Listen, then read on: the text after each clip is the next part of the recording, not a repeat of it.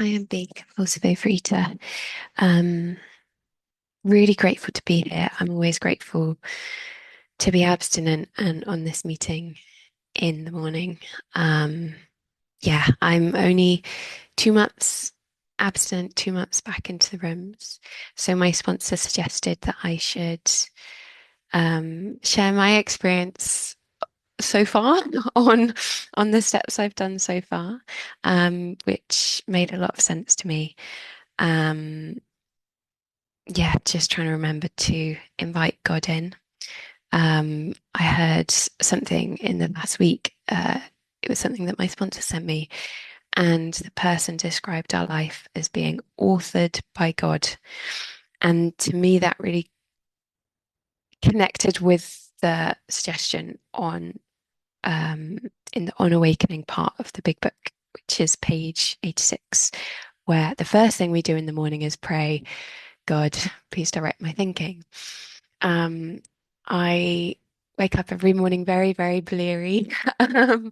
And I try to make sure that my first conscious thought, which is about 3 minutes after I've been awake, is to pray for an abstinent day, because that's what my sponsor suggested to me.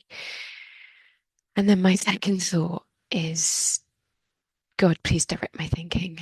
Um, I try and pray that really quickly because my thoughts can come in really quickly and take me off in the wrong direction. But I really like this idea of kind of swapping the word direct for author.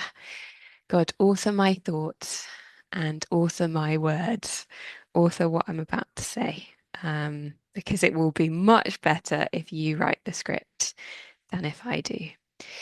Um, so my uh, experience of doing step one, um, this time being in the rooms, um, I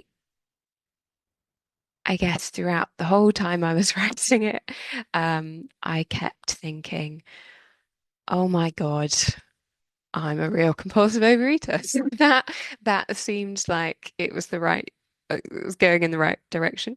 Um, yeah, things that came up that, yeah, um, I felt like might be relevant to share today. The lying, the letting down and stealing from my friends and family and housemates. I can remember doing that from some of my earliest memories, sneaking into the kitchen, steal food, through to at university, sneaking through. There were these like connecting doors between university halls, and I could sneak a really long way and steal food from each new hall's fridge. Um, it didn't cross my mind to think about hygiene, to think about the fact it didn't even seem to me like stealing at the time. Um, and it that has been carried through to my current living situation, living with my partner. Um, when I was compulsively eating, I would wait till the second he left the flat and I would go to his cupboard where he had hidden away his food, because he knew what I was going through. And I would steal it while looking out the window to make sure that he wasn't coming back in. Um, I was remembering this morning how much I binged throughout work days. Um, so that could be every day while working at home. But also when I was at the office, I remember one day I came in at 8:15. Um, for whatever reason on that day, I knew I wasn't going to be able to get through a minute of it without excess food. So I immediately lied to my boss, turned around, left the office, went and bought food, came back in. When I was working from home, I would start binges before the workday began, and I knew I'd eat the food instantly. So I would buy food that was hard to eat fast. It was really cold or really hard or really fiddly. And I would still get through, this big bag of tricky to eat food in about 20 minutes, but I'd be comforted by the thought that I could go out again around lunchtime and buy more. I remember at times I would go to a corner shop, buy binge food, come home, eat it, leave the house again, go to another corner shop immediately afterwards, buy 5 binge minutes, food, please. come home. Thank you so much, Adam. Um, and something that's been in my head a lot recently, I don't know why it's such a small example, but I used to work in theatre and it was such a crime to make the show start late. And I'd delay the show opening because I'd need to go to the shop to buy binge food. Um, if any, I was directing this little company, and if anyone else had done that for any other reason, the stage manager would have had words with them, but I would do it every night, in what I can remember. And finally, the step one thing that I felt like might be relevant to share today. There's this bit in the big book. He's the fellow who goes to bed so stuffed he ought to sleep the clock around, yet early the next morning he searches madly for the food he misplaced the night before. And that was my experience for years. Like both, I'd go to bed so stuffed and promising myself that I wouldn't eat the next morning. And then the next morning, the first thought that I'd have would be food. And that would be, and instead of those prayers, the first thing I'd go and do is go to the fridge. Um, and then I do the opposite as well. I'd go to bed so stuffed, but the only way I'd manage to get myself to sleep is by promising myself that I could eat more food in the morning. So the sleep was just a way to eat more food. Um, yeah, and I guess my experience is that I came into OA 3 years ago and I had 16 months of refraining from compulsive eating, but I wouldn't today call it abstinence because the definition of abstinence that I have been given in this program is refraining from compulsive eating or compulsive food behaviors, which I was doing while working towards or maintaining a healthy body weight. And I wasn't doing that. I was restricting and overexercising while refraining from compulsive eating. And I actually became underweight, and unsurprisingly, I relapsed and started binging again. And for me, I left the rooms and I had about a year of coming in and but mostly going out and being very aware. Well, to start with, being very aware of what was going on, of how horrible I found my behavior, and then basically being in denial, and saying, oh, no, no, no, this is totally fine. So a lot of the examples I just gave, I would at the same time be telling people around me, oh, I'm over my food problem now. I'm completely better. I'm reading a self-help book and I'm fixed. And thanks to the patience of one particular fellow in this meeting who, yeah, who kept talking to me about their experience and strength and hope, I was put in touch with the person who now sponsors me. And they suggested I do a bunch of stuff every day, and I started doing it every day, and I haven't compulsively eaten or restricted or overexercised since then. And that was to pray and meditate every day, to do my step work as thoroughly and quickly as possible, to send my food plan in advance and to text any changes in advance. Um, to do as many meetings as possible, ideally one a day, which um uh I think there's been 1 or 2 days when I haven't done a meeting over the last 2 months and it's felt quite uncomfortable.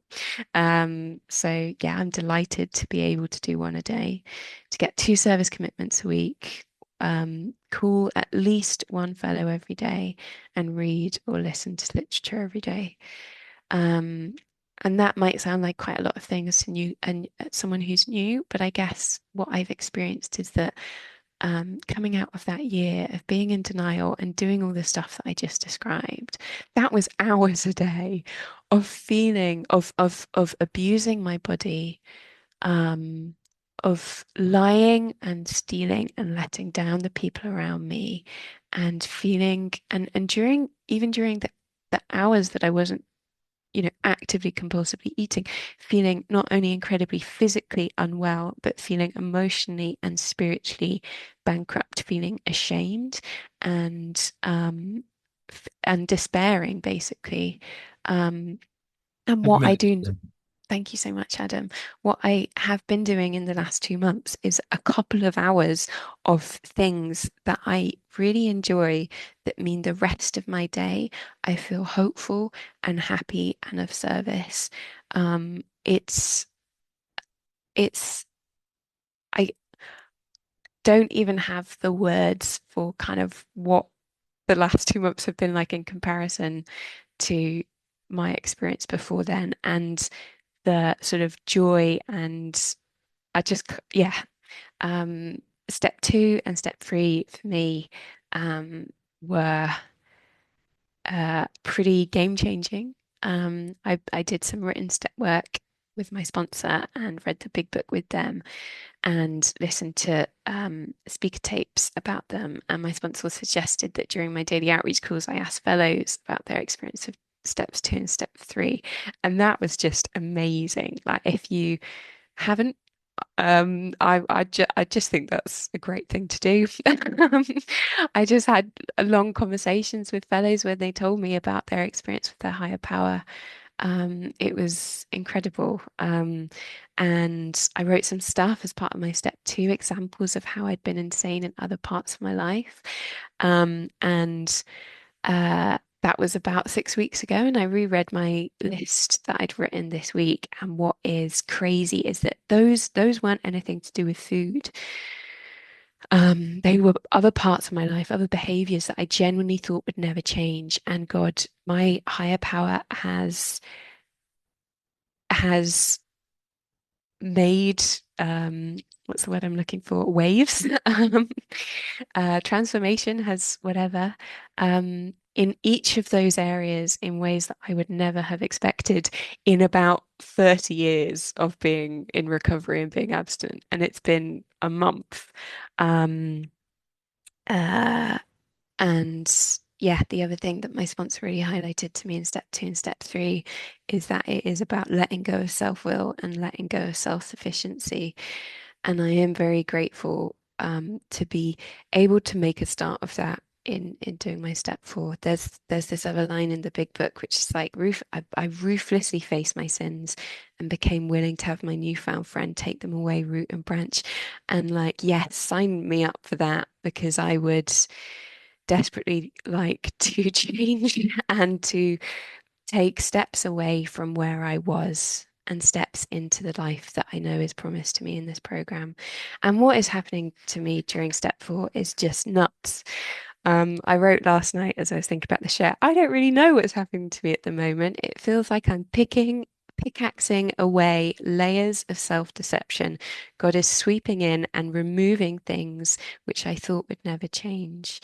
I had a big realization last night after my sponsor has got me doing step four in like a very thorough way, and I'm at the same time still doing kind of nightly inventories because I find those really helpful. But it's changing as I'm doing, each column in a more thorough way in my step four. That's affecting my nightly inventory. And so my inventory last night, um, I didn't I didn't I didn't know you could go that deep into what is going on underneath my agitation and disturbances. And I realized at the end of it, and I'm sure this is gonna sound so obvious to people who are wiser than me, but I realized I am very good at being honest when it makes me look good. And I am very bad at being honest when it doesn't make me look good. And I've always thought, One why minute is it left. thank you so much, Adam. Why is it so easy to be honest in certain situations and not in others? And that's the reason.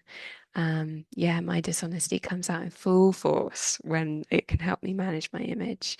So yeah, I am an incredibly grateful customer and yeah, thanks for letting me share.